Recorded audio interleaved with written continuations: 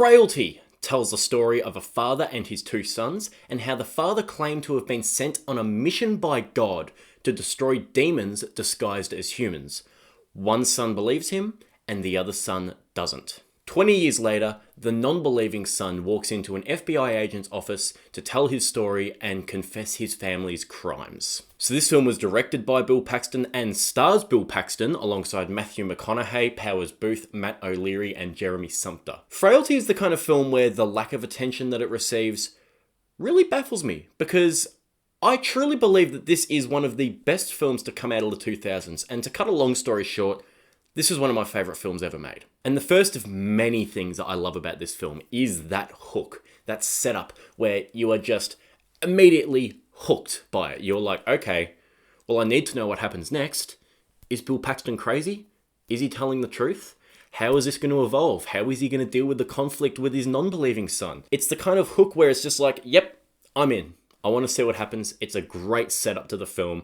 I love it, and it gives way to so many different ideas and themes to be explored. The performances are all incredible. Bill Paxton obviously is amazing. He's doing such a good job as a loving father who truly believes that he's doing the right thing, even though what he's actually doing, you're watching it and it's horrific, but he still has such an earnest nature about him, and you truly feel for him. Even though you're watching him do this stuff, it's just like, he's either completely fucked in the head or he's telling the truth, because he's selling it so well that he's doing the right thing. It's God's will. Matthew McConaughey is great in this film. I think this is probably my favourite role of his. He's just really good at giving off this uncomfortable aura. He's got something strange about him, and he really brings that to this film, and it really works. And Matt O'Leary as young Fenton, he's amazing in this film. He plays the non-believing son, and he really has to show so much in his face. What he does is that he has to look at his dad like he doesn't know him. And for like a 10-year-old or whatever he is in this film, it's a lot of pressure to do that, because you have to look as though, like, you know, this is your dad. You've grown up with a single dad. You love him. You know him so well. And now he's looking at him with the kind of feeling that, oh my God, maybe my dad is losing it. Maybe I don't know who my dad truly is. And it's really, really intense, and it evolves throughout the film in really great ways. And I just think he does brilliant in this film. Bill Paxton does a fantastic job as director here. He keeps it extremely grounded, and he doesn't make it feel like it's anything larger than life. You really do feel like you are living in this small Texas town with this family. And that lack of larger than life sense, that lack of camera work or camera tricks, really keeps you on the edge of your seat, because you are just going, is there something supernatural happening here or not? What is actually going on? And it keeps you on edge. And one of the ways that it does that, and a very brief example that I want to share, because I do highly recommend that you see this film if you haven't. It's so good. I'm not going to be getting into spoilers here. But one thing that he does is that when Bill Paxton's character touches the so-called demons, he like jolts and shakes around like this, and there's a massive music cue, and he's like, oh my God, I can't believe you would do that.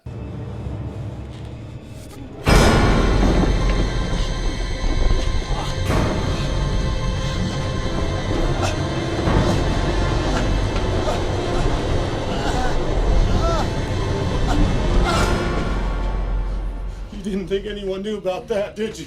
You're given the idea that he is seeing something when he touches these demons, but he never chooses to actually show anything. So you've got the music cue and his reaction, but you as the viewer never see it. So these visions may be being given to them by God, or they may not be. He may just be crazy. One son, Fenton, says, no, I don't see shit. And the other one, Adam, goes, yeah, I see it, Dad, but Adam's younger. So he might just be more influenced and might just say it to go along with it.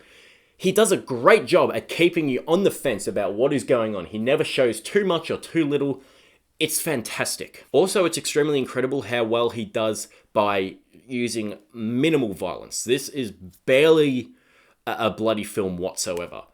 But the bits of violence that you do get are still so effective, because it's in the presence of children, and children are involved, and they're watching their father, the man that they grew up with, do these things. And it's harrowing, and it really, really makes you feel like you've just got a pit in your stomach. You're like, oh my God, but he barely uses any blood whatsoever. Frailty is paced and edited excellently. The flashbacks, which is where you spend most of the film in the flashbacks back in the 70s with Bill Paxton and these kids, really keeps you invested, really makes you feel like you were there. While the flash forwards with Matthew McConaughey and Powers Booth always introduces a potential new curveball. So you are kept on the edge of your seat from the directing, like I just mentioned, with Bill Paxton's amazing work.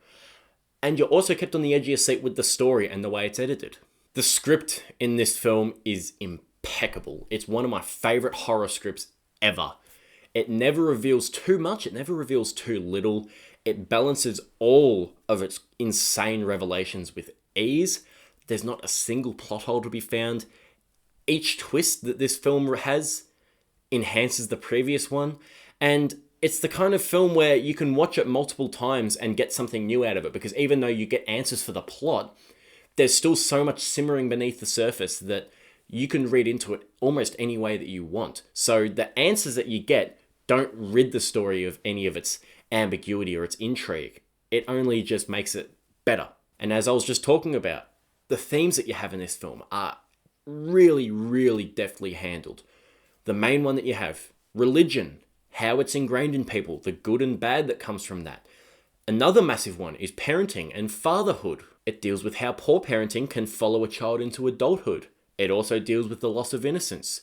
I'm not going to get into too many specifics here whatsoever, because I do absolutely implore you to watch the film for yourself, but there is so much to read into here. And if I did get into specifics, I would be here for hours, because I would just be able to talk about this film for hours upon hours. And as far as anything that I don't like about this film, I don't have any. I've seen this film several times now, and each time I watch it, it only gets better and better.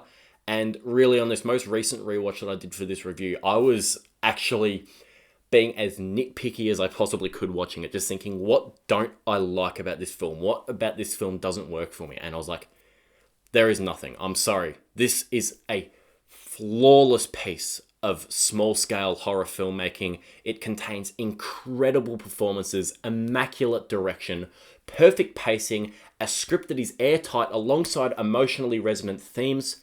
Frailty is top-notch. Thank you so much for watching my review on Frailty. If you haven't seen this film, I think I've made myself clear at this point. I absolutely adore it. Please check it out, and I will see you all later. Bye.